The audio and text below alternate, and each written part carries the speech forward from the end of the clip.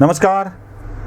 मुंबई उच्च न्यायालयामध्ये दाखल झालेल्या याचिकेनुसार नुकतीच एक नोटीस राज्याचे मंत्री गृहनिर्माण मंत्री जितेंद्र आव्हाड यांना इश्यू करण्यात आलेली आहे. याआधी जितेंद्र आव्हाडांना अटक करण्यात आली होती आणि त्यानंतर जामिनावर मुक्तता करण्यात आली होती.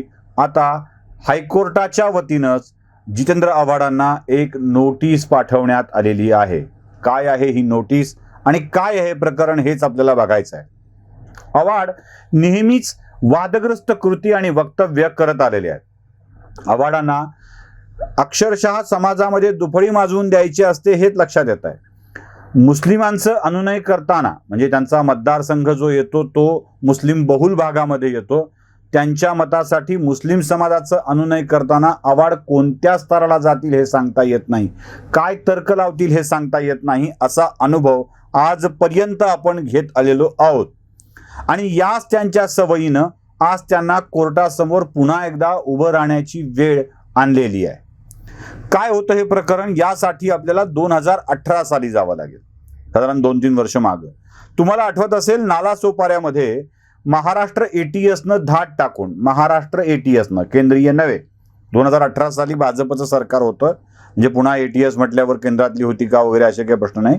महाराष्ट्रातही भाजपचं सरकार असताना, केंद्रातही भाजपचं सरकार असताना 2018 साली अँटी टेररिस्ट स्क्वॉड म्हणजे एटीएसनं नालासोपारा भागामध्ये धाड टाकलेली होती आणि या धाडीमध्ये एटीएसला काही व्यक्ती बॉम्बच्या साहित्यासह सापडली होती. साधारण काही बॉम्ब बनवण्याची व्यवस्था जिथे असेल अशा लोकांना अटक केली होती. हे कार्यकर्ते सनातनचे होते, हिंदू राष्ट्र समितीचे होते, अशा स्वरूपाची चर्चा त्यावेळी झाली होती. असतीलही. सनातन कोणत्या गोष्टी करत असेल तर त्याला आमचा कोणाचा पाठिंबा असण्याचं कारणच नाही. म्हणजे कोणतीही संस्था, मग ती हिंदू असो, मुस्लिम असो, ख्रिश्चन असो, शीख असो की अजून कुठली असो, अशी कोणतीही संघटना अतिरेकी कारवाया करून या देशामध्ये आपले विचार रुजविण्याचा प्रयत्न करत असेल तर त्याचा निषेधच व्यक्त केला पाहिजे. नुसता निषेध नाही, तीव्र विरोध केला पाहिजे. औरंगाबादमध्ये जेव्हा काही मंडळींना पकडलं होतं तेव्हा मराठवाड्यातल्या स्लीपर सेलवर अनालायझरनं स्पेशल व्हिडिओ केलेला होता. त्यामुळे सनातनचे हे व्यक्ती यात सहभागी असतील तर त्यांना पकडलं गेलेलं आहेच. शिक्षा व्हायची ती होईल, कायदा आपलं काम करेल. सनातनच्या कार्यकर्त्यांनी ज्याला साधकांनी असं म्हणतात, या साधकांनी बॉम्ब तयार केला. तो कुठे फोडण्यासाठी, काय करण्यासाठी याचं सविस्तर आरोपपत्र FIR दाखल झालेली आहे. आता जे FIR मध्ये नाही, जे आरोपपत्रात नाही, ते वेगळं काही आपल्याला सांगतायत. त्यावेळेलाच आताचे राज्याचे गृहनिर्माण मंत्री आणि त्यावेळेसचे फक्त आमदार जितेंद्र आव्हाड काय म्हणाले होते. आव्हाड नीट ऐका. कि जब पुलिस बोल रही है कि इनका कुछ तो भी अलग काम करने का इरादा था, जो मेरा शक है वो मैं आज बताना चाहता हूं कि मराठा आंदोलन चरम पे है. मराठा आंदोलन को बदनाम करके महाराष्ट्र में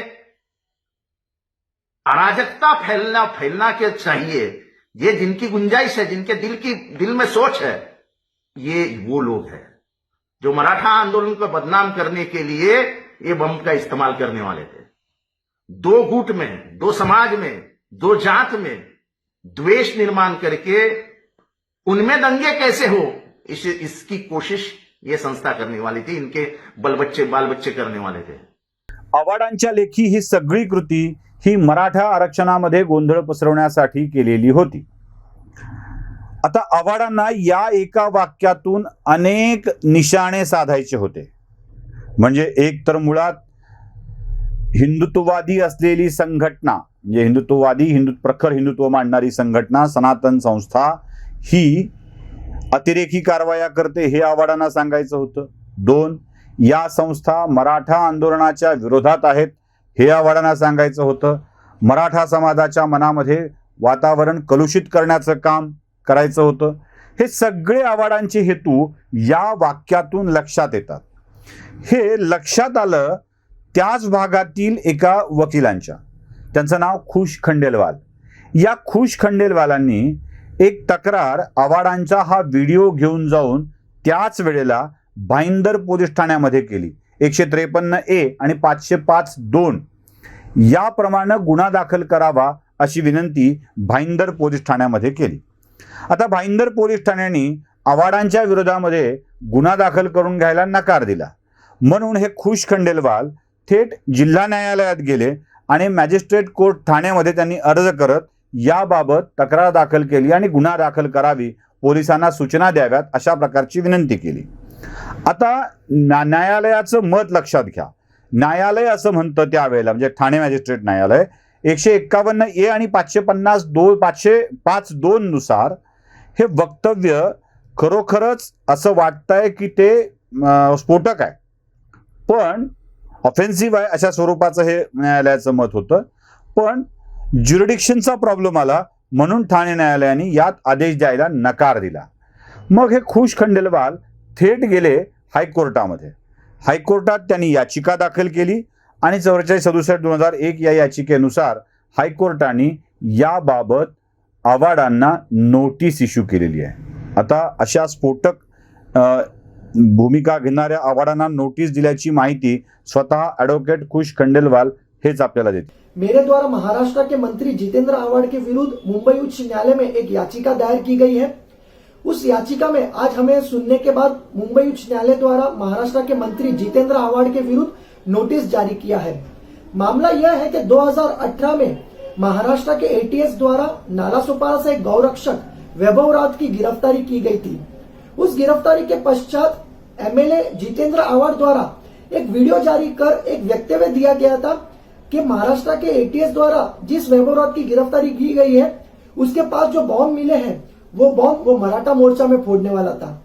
जबकि एटीएस ने अपने जांच में कहीं भी यह दावा नहीं किया था कि वो वैभव राउत मराठा मोर्चा में बॉम्ब फोड़ने वाला था. आता वकिलांची ही माहिती बघितल्यावर आपल्या लक्षात असं येतं की आव्हाड हे या प्रकरणामध्ये फारच वाईट विधानकर्ते झालेले आहेत. आव्हाडांची ही पहिली वेळ आहे असं पहिल्यांदा घडलंय असं अजिबात नाही. अनेक वेळा आव्हाडांनी अशा कृती केलेल्या आहेत. अनंत करमुसेचं मारहाण प्रकरण तर आपल्या सगळ्यांच्या माहीत आहे.